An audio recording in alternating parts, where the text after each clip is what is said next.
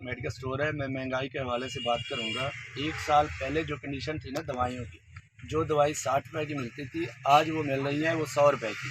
और सिंपल सी एक जो देहात के लोग ना आके हमें बताते थे कि यार एक बच्चे को बुखार है, ब्रूफेन का सिरप दे दें, वो 60 रुपये में काम चला लेते थे। आज वो सिरप है 90 रुपये का। और दूसरा, दूध के हवाले से मैं बात करूंगा। जो माएँ अपने बच्चों को बीमारी की वजह से दूध नहीं दे सकती, और वो जो 1500 का मिलता था एक साल पहले, आज वो दूध मिल रहा है 2660 रुपये का। और एक सिंपल सी जो है वो आपको मैं बताऊंगा अपना उसके छिलके के हवाले से।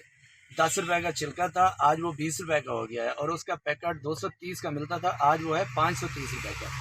ये कंडीशन है एक साल पहले और आज की। और आवाम का जो जीना है वो बिल्कुल बहाल हो चुका है। अब आवाम के पास कोई कुव्वत नहीं रही कि वो अपने बच्चों का पेट पालें या वो दवाइयाँ लें। मेरा नाम मुनीर हुसैन है, मैं टेलर मास्टर हूँ। ठीक है, महंगाई की वजह से जो मतलब पहले कपड़े 300-400 सूट सिलाई करते थे, अब जो है तकरीबन 50-100 सूट सिलाई कर रहे हैं। इसकी वजह से, ये महंगाई की वजह से कोई आदमी जो है ना कपड़े सिलवाने के लिए मतलब आ नहीं रहा। ठीक है, पहले सूट की सिलाई थी 500, अब हो गई है तकरीबन 800-1000 सिलाई हो गई है। इसी वजह से कोई आदमी जो है ना कपड़े मतलब देने नहीं रहा। महंगाई बहुत ज़्यादा हो रही है, लिहाजा मेहरबानी करके कोई महंगाई के बारे में सोचा जाए। ईद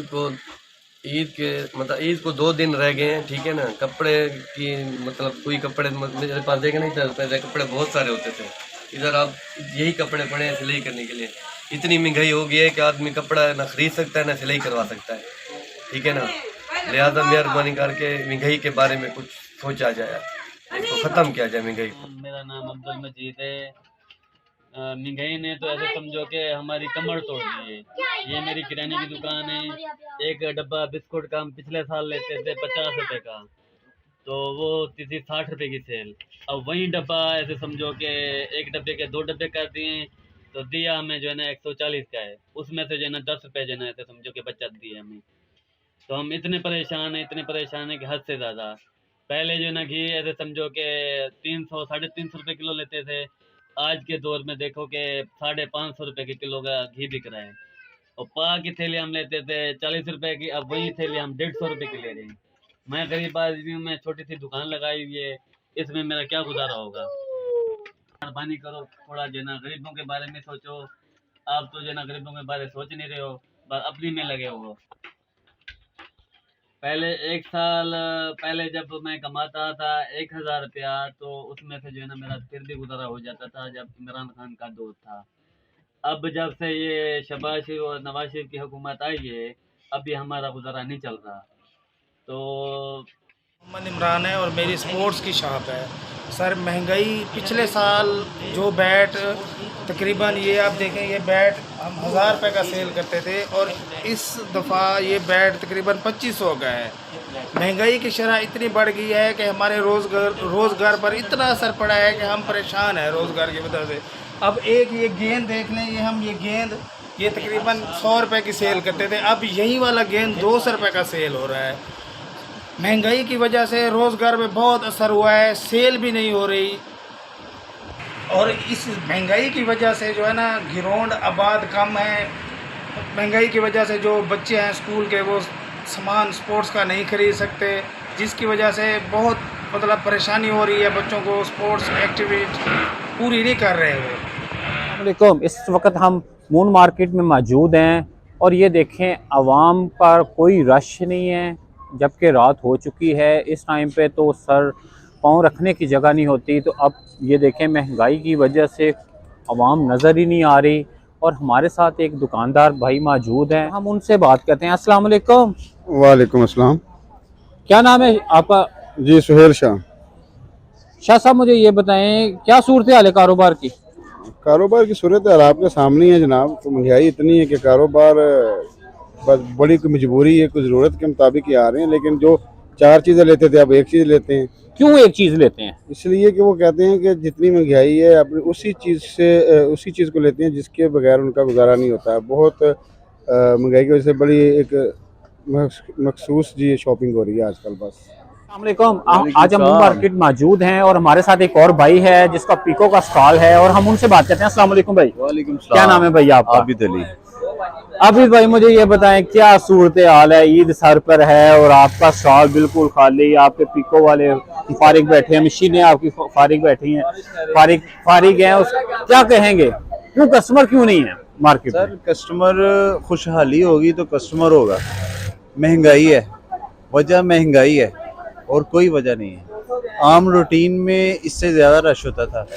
आम दिनों में पिछले सालों की बात करें ना तो आम रूटीन में इससे ज़्यादा रश होता था। यानी कि तो इससे अब- पहले खान साहब का दौर था, हाँ 1.5 जी। साल पहले खान साहब का दौर था, अब शहबाज शरीफ साहब का दौर है। जी, जी। कितना फर्क पड़ा है आपका सर ईद पे? महंगाई, वजह महंगाई है, डबल महंगाई होगी, डबल से भी ज़्यादा हो गई है।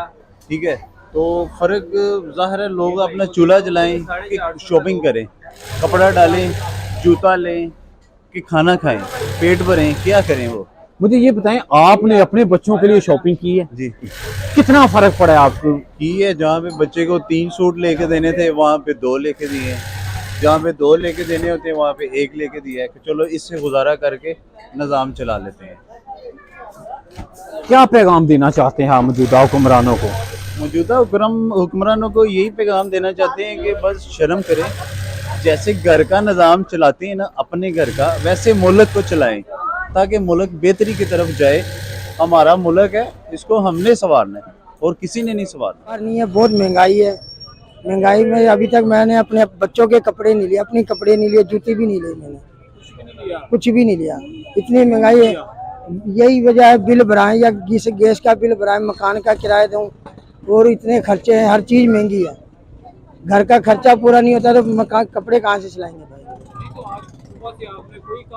कोई काम नहीं, फारक ही है, काम धंधा तो है नहीं भाई, फारक है, फारक बैठे हैं। इसमें अखराजात नहीं है चीज लेने के लिए। महंगाई की वजह से कितने परेशान? वो ज़ाहिर बात है, हम खुद परेशान है भजन, रेट चीजें महंगी हो गई हैं, कस्टमर को बताते हैं लेकिन कस्टमर बिलीव नहीं करता हमारी बात पे, ना पैसे बढ़ता है चीज के, यानी कि रेट सुनते हैं और निकल जाता है। फोन ही निकल जाता है। जब हम भी मजबूर, हम भी पीछे से महंगा लेके आए हुए हैं, हमारा भी काम करना मजबूरी है हमारी, नहीं तो हमने छोड़ दें कब का। जी बेटा, क्या हालात हैं इधर काम के? बहुत ज्यादा हालात टाइट है, गाहक आ ही नहीं रहे क्यों गाहक नहीं आ रहे? यार। ईद के दिन है, कोई कस्टमर आ ही नहीं रहा। क्या महंगाई की वजह से नहीं आ रहे? क्यों नहीं आ रहे? क्या पैसे नहीं है वो आवाम के पास? महंगाई भी बहुत है आवाम के पास, अब देखते हैं पैसे भी ये नहीं है या अभी नहीं है। नहीं तो पहले आप जिस खान साहब के दौर में आप कैसा काम करते थे? दुकान पे कितना काम होता था खान साहब के दौर में? खान साहब के दौर में बहुत काम होता था, तो ज्यादा अब शहबाज शरीफ के दौर में क्या काम है? जरा सा भी नहीं रह गया। क्या हालात जा रहे हैं इधर मार्केट के? मिस्टर का जो सबके साथ है इस मार्केट में वही हालात है। महंगाई का इतना दौर है तो इंसान खाए या शॉपिंग करे, क्या करे? ईद के दिन अब जो तो पिछली करीब है, बच्चों को जो पिछली ईदें गुजरी हैं उनकी निस्बत से इस ईद पर कम, बहुत कम काम है, बहुत कम। नहीं 2-3 साल पहले जो ईदें गुजरी वो बहुत बेहतर थी। आखिरी 2-3 दिन काम होगा तो आदमी क्या करेगा उसमें? तो भाई वो 12 महीने तो नहीं खाएगा ना 3 दिन की कमाई। तो क्या कितना फर्क पड़ गया महंगाई का? वो 50% से भी ज्यादा बढ़ा होगा। 50% हो ना तो फिर आदमी को समझ आ जाए। पता होना चाहिए कि यहाँ पे कितना रश होता था, हाँ जो जी। कि अब नहीं है। उसकी रीजन यही है कि महंगाई, लेने वाला परेशान और देने वाला भी। दुकानदार वो कह रहा है कस्टमर आए पर वो आ नहीं रहे, कैसे आए? महंगाई है। सफेद पोश है जो सब, वो बेचारा ना किसी को कह सकता है ना वो किसी को बोल सकता है, वो दुआ अल्लाह के आगे करता है, तो अल्लाह ताला बुरी भी करता है। मामला तो इस चीज़ के नहीं है। बाकी रही बात, आपको भी अंदाजा ही है, आप माशाल्लाह इंटरव्यू लेने के लिए आए हैं, आपको अपने पति माशाल्लाह क्यों के लिए होंगे तो आपको अंदाजा तो हो चुका होगा। जी जी जी जी सर। तो यही चीज़ें होती सामने।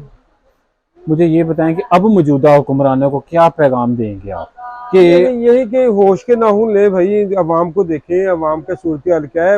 अवाम में तो ये निकलेंगे नहीं, ये कभी ये इनसे पूछा जाए, कभी अवाम को पूछ लेते कि अब नवाज शरीफ वहाँ पे बैठे पेट्रोल को किलो बना देता है, जी जी लीटर होता है उसको किलो के आ जाता है। ठीक हो गया। लेकिन हम चीज़ों को देखना चाहिए कि आप खुद ही इन चीज़ों को सोचें कि आपको अंदाजा नहीं कि किलो क्या चीज़ बिकती है और लीटर क्या चीज़ बिकती है।